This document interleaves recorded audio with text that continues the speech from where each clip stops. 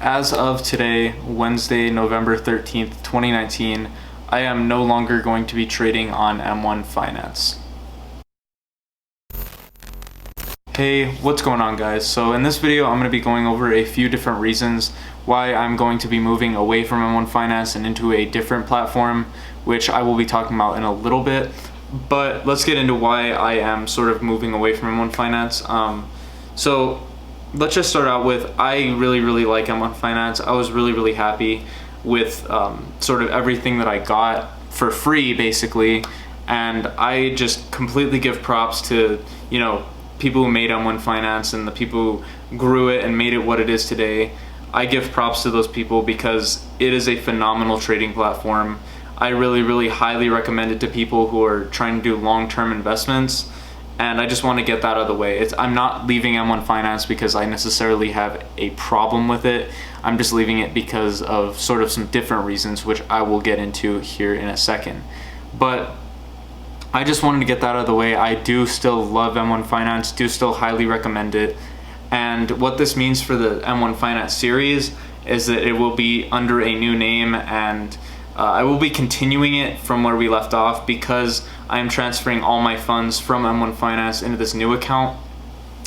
And yeah, so that's basically all I had to say about that. So this new account that I'm going to be switching to is a Robinhood account. So I traded on Robinhood before M1 Finance for about 3 to 4 years, and I completely loved it. I fell in love with the platform, especially the commission-free trading, which was really unheard of at the time that I started trading with Robinhood. And I do realize that M1 Finance does offer commission-free trades, but I just figured that there's so much more that I could do with Robinhood in order to maximize my sort of gains, because as an investor you go for percentage gains, not necessarily dollar gains, because the higher the percentage gain, the better the dollar gain is going to be, and sort of vice versa if you really think about it. And so I'm going to be moving to Robinhood for a variety of reasons, and the number one reason that I could give you guys is that there is a lot going for Robinhood right now that I really see potential in, and the number one of those things is definitely cash management, because I really love the idea that your buying power will essentially be put into a savings account and you could just take it out and reinvest it at any time, and a high interest savings account on top of all that. Now I do know that M1 Finance has something similar to it, and it actually seems like it is farther in development than cash management. However, you do have to pay a $100 annual fee, which is something that I just kind of stay away from, and it doesn't have as high of an interest of savings account. And yeah, but I don't really have a problem with M1 Spend other than that, other than the $100 fee. It seems like a really solid and great idea that you could integrate seamlessly with your M1 portfolio, but it's just something that I see more potential on Robinhood. Another thing is the announcement of Bitcoin options trading.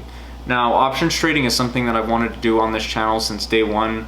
I have had some experience options trading. I've kind of been scared to sort of film it because I don't really know what's going to happen. Like, there have been times where I've lost a ton of money, and then there's been times where I've made a ton of money off options trading. And it just kind of is an either way sort of thing. But I think that that would be a really fun thing to sort of film and document in my series along with my current investments. And I know some of you guys might say, you could just keep some of your investments in M1 Finance and then options trading on Robinhood. Now, with the way that I like to invest, I like to keep everything in one portfolio just so I could see a very clear percentage representation, solid representation of all my gains and all my losses. And it's just something that I prefer. I don't really have a reason why, it's just something that I prefer. And as I said before, I completely recommend M1 Finance, specifically for people that are doing long-term trading, or long-term investing rather. People who are going to buy a stock and then hold it for 10 years, 5 years, whatever really the case, and sell it when it gets to a higher price. I definitely recommend it for those types of people, but I do not recommend it as much for the people who like to be more hands-on like me and like to sort of mess around with your portfolio a lot. M1 kind of leaves something to be desired there because it doesn't have options trading. And I know that you can turn off auto invest, and I know that you can sort of work with that, and you could sort of make your own decisions and stuff like that without auto invest. I get that, but there are just so many other things that Robinhood, in my opinion, has going for it. that appeal to me as an investor, rather than, it might not appeal to you or it might not appeal to some other people, but it definitely appeals to me, and that's the main reason why I'm going to be moving over. So my first episode, well, sort of the continuation of the series, but on Robinhood, is going to probably start this coming Monday when all the funds are transferred, and I'll be able to start this series a little bit earlier just because with Robinhood, if you sort of deposit into your account, it'll give you instant access to those funds, which is something that I really like. You basically get instant funds even though you have to settle, you have to wait for them to settle. You still get access to trade with those funds, so you're not missing out on any good sort of trades or anything like that, which is just something that I love.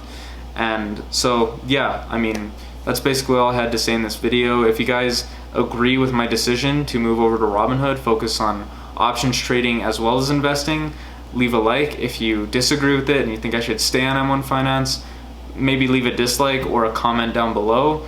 I just kind of want to get some feedback on, you know, what you guys think about it. This is just a decision that I'm making, but I want to know what you guys think about it. And yeah, that's basically all I had to say in this video. If you guys enjoyed it, please leave a like, subscribe, follow my Instagram and my Twitter in the description, and I will see you guys in the next one.